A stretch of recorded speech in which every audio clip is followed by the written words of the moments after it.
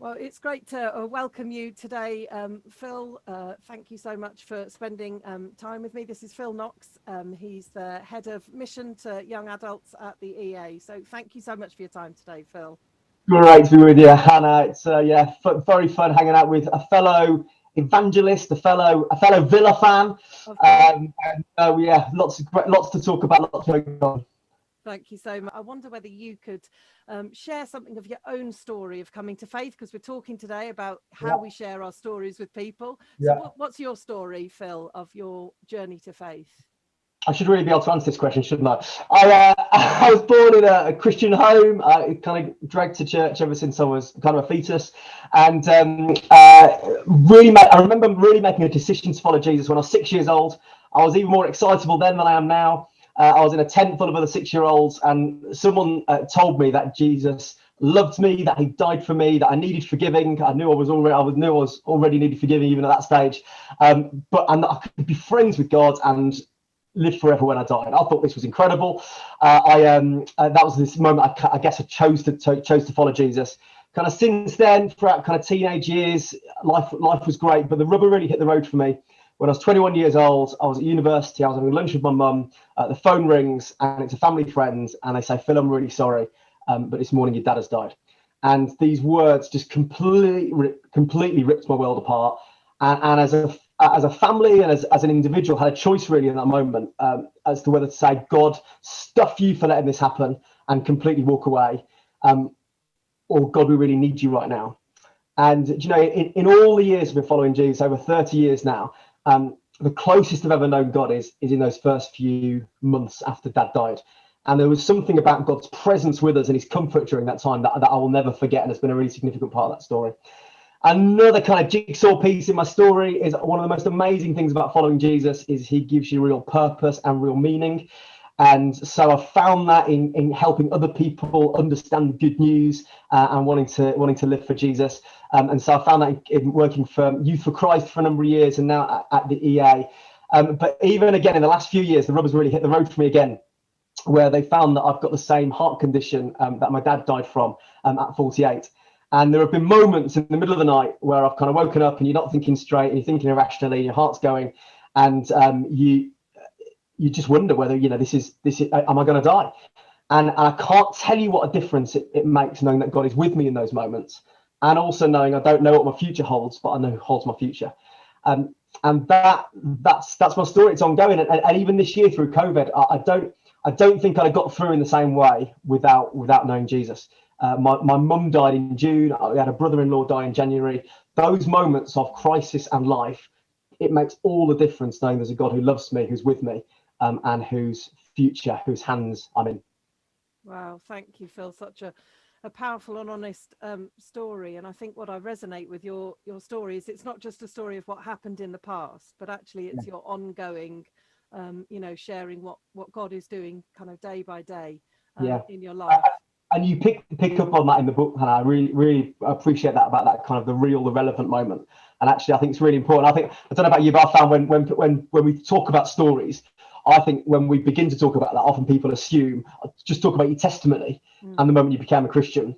And when I kind of speak to people about that, I think often it's a bit like talking about your spouse and the moment you met, which could have been 20 years ago, without any kind of reference to what's happened since. And so I think that's really important. I love the way you pick on that in the book. Thank you. And the way we're thinking about stories, and obviously, stories of transformation in our own lives. But I guess one of the things I discovered writing the book was going back and reading the Gospels again, and just seeing time and time again Jesus encountering people and their story, and this idea of transformation. I suppose, what is it about personal story that is so powerful in evangelism? I mean, any thoughts on that? I mean, I think there's a really fundamental piece here, that we're story people. We understand the world around us through story. And when I was researching my book, I was fascinated by just on a sociological level, on a neurological level, what the impact of story was. And so love the kind of brain science of story. You know, good science just tells us what God knew about all along. And you find the various kind of chemicals that are released in your brain. The reason we're just so compelled by Netflix series is that we have this chemical called cortisol, which gets released into our brains, and we're like, you know, I'm going to pay attention to whatever happens next. You know, the reason it feels so good is the same chemical that links mother and baby, oxytocin, is released in our brain when we feel empathy for characters. And all that brain science, and then the incredible brain science that when you tell a story and when you hear a story, the same chemical patterns are observed in each brain. You know, it's like you're syncing your brain to the other person. So, I mean, it's completely no surprise that when Jesus is communicating the stories about the profound truths of what it is to be human, you know, he tells stories. It's like he kind of had some kind of advantage, right? And today we see where all the social media platforms get it, because they're not just asking people to capture a moment in time. It's like, what's your Facebook story? What's your Insta story? There's a kind of, you know, we recognize, I don't know about you, you know, in the run up to Christmas, you kind of get all those perfume ads, which are just, I just can't stand them. But they're always trying to tell some kind of story, as if, you know, there's a kind of, you know, there's a narrative that's helping people go, oh, I can picture myself as a kind of semi-naked, you know, six-packs bloke, you know, all that kind of, it's a narrative, isn't it, people buy into. And I think for us as people who are trying to communicate the greatest story of all time, it can be so easy to default into facts and figures but actually what people want to know is our own story. And, you know, we think about the language of the New Testament, which talks about us being witnesses. And what are witnesses do in court? They tell stories. They say this is what happened. And I think so. I think for those reasons, but also I would say that in my experience of sharing faith, both with friends who don't know Jesus yet, but also kind of as a communicator, I've seen them just work. I've seen those moments of people getting it and go, I get that. You know, last night I spoke at an open air carol service, and it was, you can watch people as you kind of tell a story that illustrates something of the magic of Christmas and the real Christmas. I get it. You know, and in conversations with friends who are just exploring faith, whether that's just over a coffee or while watching Formula One or Alpha, there's a moment where you tell a story, and I think through stories we find each other, we find ourselves in each other's worlds, and people can begin to understand what it is to be a Jesus follower and connect with God through our own stories. Oh, I love that idea of finding each other in one another's worlds. That's a really powerful idea. And you mentioned your book, which I've got here. I'm going to do a little plug. The two greatest evangelists. So this is Story Bearer. Great book. I really enjoyed reading that. And you talk, I mean, I think we're touching on sort of similar themes here around kind of storytelling. And I wondered if, you know, someone's watching this recording today and they've never shared their story with someone and they don't know where to go, like, you know, how to start. How would you encourage someone to just start by talking about their experience of God to friends or family? Have you got any top tips from your experience of doing that? Yeah, I'm absolutely not just saying this, but the first thing to do is to read chapter 3 of this book. Absolutely true, because I just think what you do is you talk about being prepared, being accessible, being honest, being relevant, being bold, being real, being respectful. All those words. That's how to do it. You know, and I think when we think about evangelism, those aren't necessarily the words that come to mind.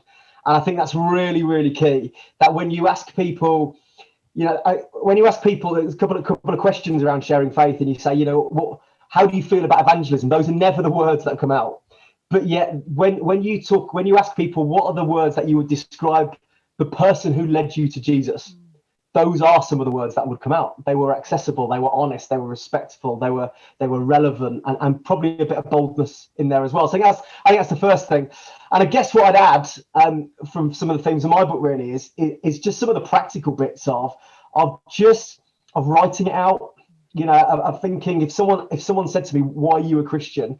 What would you say? And just write. You know, it's so easy to forget. It's so easy when we're under pressure. I am I'm an extroverted evangelist, but at the same time, sometimes when non-Christians ask me why I'm a Christian, I'm like, I wrote the book on this stuff, and I get nervous and I forget. And so if I'm not prepared, goodness me, that there must be other people who haven't written books in evangelism that either are way more confident or prepared than me. But I think I think that's the first thing.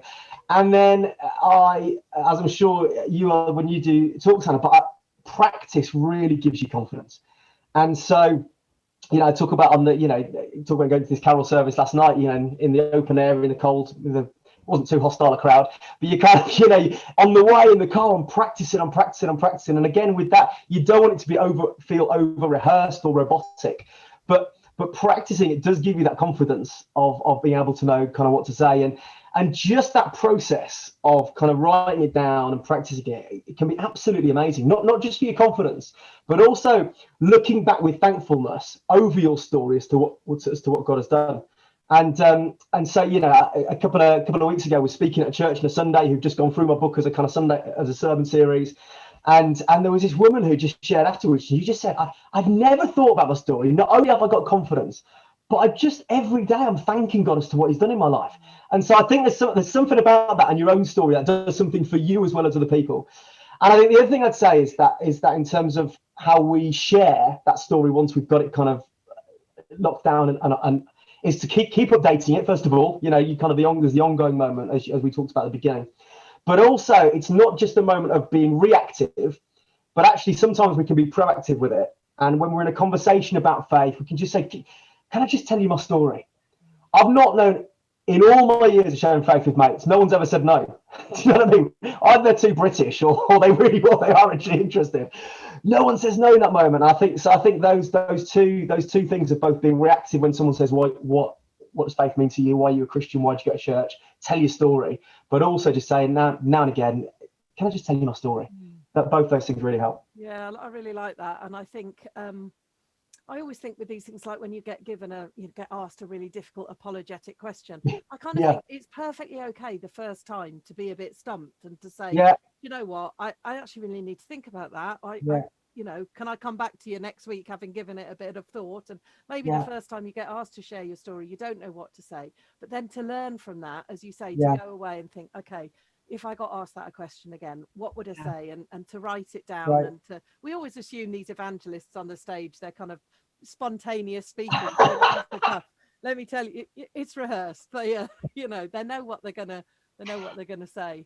One last thing I'd love you to maybe share a story from, because you're all about stories, is we've talked about the power of stories. I know you're a great storyteller, and you've talked a bit about how we might use social media in telling stories. And I just wonder whether you've got any examples from your work amongst young adults, just of stories being used really effectively in evangelism. I mean, maybe something during the lockdown as we've seen a rise in social media being used. Any examples to share with us? Yeah, I mean, I guess just from the last few months, really, we've done an online alpha, and so my wife and I have just. I mean, do you know, it's been incredible. It's so, for those of us with children, it used to be so difficult. It used to be turn up at church at 5, and you put in the chairs. It was like hours before any guests arrive. These days, put the kids down, 7:10, press play on the video. It's never been so easy. And you know what? We've got twice as many as we've ever had. So it feels like less effort for more fruit, which is great. Who knows what the future looks like? But even within that, I think one of the really powerful things has been that with Alpha, it does the kind of stories for you. And so you get, we've had some guests pick up the stories of some of the people on Alpha and kind of buy the book or do it. So that's really powerful. But then of course what happens is then when you're in the small group, people ask you your story. We've had the Christians in the small group have shared some of their experiences around the various topics. So that's been really powerful.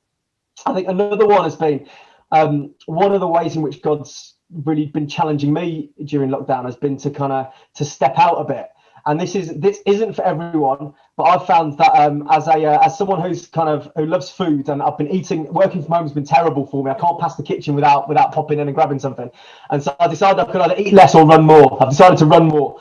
And as I've been running, I've just felt, maybe it's the frustrated evangelist in me. I felt kind of provoked just to kind of go up to people and say, this morning I'm a Christian. I just felt, is there anything I can pray for you for this morning? And even, I guess I can't emphasize this too much. I find that really hard. Like, I find it really difficult. I don't want to do that, and I wrestle with God a bit. And there've been times where I've run half a mile further down the road before I eventually, a bit like Jonah, and then turned around and come back and gone, oh God, okay, God, I'll do it. You know, and you know, a bit like you were saying, is that in all that time, there's only one person who's ever said no, they didn't want that.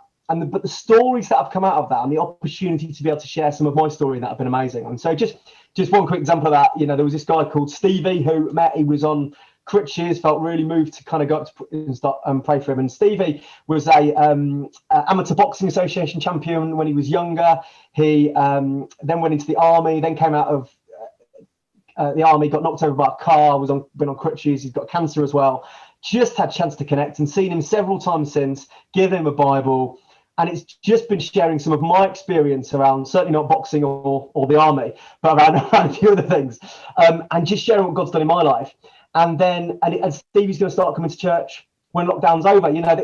But it's just that simple moment of saying, even in the wrestle, you know, and in both of our books, we talk about the fact that evangelism is difficult. It's not. It doesn't come naturally. It's really hard, but if we take those opportunities, if we know our story, it makes it a heck of a lot easier. And it really, really matters. The impact of what we do really, really matters. And yes, we'll mess up on the way. Yes, there'll be moments where we don't get it right. Yes, there'll be moments where people go, you know, you say, can I tell you my story? And they might not say yes, or you'll get it wrong, or you'll say something wrong, or you won't know the answer to the question. But it's absolutely worth it, and it absolutely matters. Thank you so much, Phil. Really enjoyed that story. And thank you so much for your time today.